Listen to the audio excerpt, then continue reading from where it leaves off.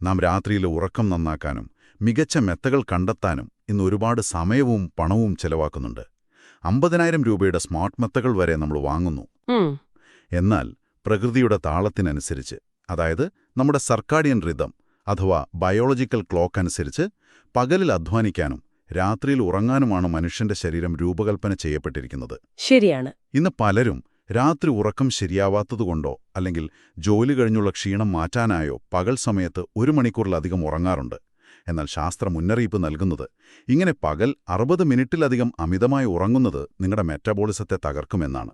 അത് വലിയൊരു പ്രശ്നമാണല്ലോ. അതെ, ഇത് ടൈപ്പ് 2 പ്രമേഹത്തിനും ഉദരരോഗങ്ങൾക്കും ഹൃദ്രോഗങ്ങൾക്കും വരെ കാരണമാകുമെന്നാണ് പഠനങ്ങൾ പറയുന്നത്.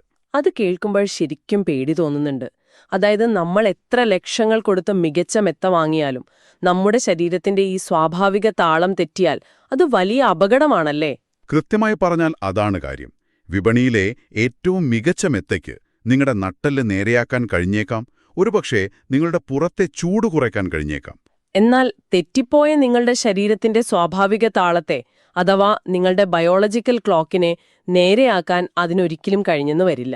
അപ്പോൾ നിങ്ങൾ സ്വയം ഒന്ന് ചിന്തിക്കുക, നിങ്ങളുടെ ആ ശീലമായി മാറിയ പകലുറക്കം ശരിക്കും നിങ്ങളുടെ രാത്രികളെയും ഒപ്പം നിങ്ങളുടെ മൊത്തം ആരോഗ്യത്തെയും നശിപ്പിക്കുന്നുണ്ടോ? വളരെ ചിന്തിപ്പിക്കുന്നൊരു ചോദ്യമാണത്. മികച്ച മെത്ത വാങ്ങിയതുകൊണ്ട് മാത്രം പ്രശ്നം തീരുന്നില്ല. നമ്മുടെ ഉറക്കത്തിന്റെ സമയവും രീതിയും കൂടി ശാസ്ത്രീയമായിരിക്കണം.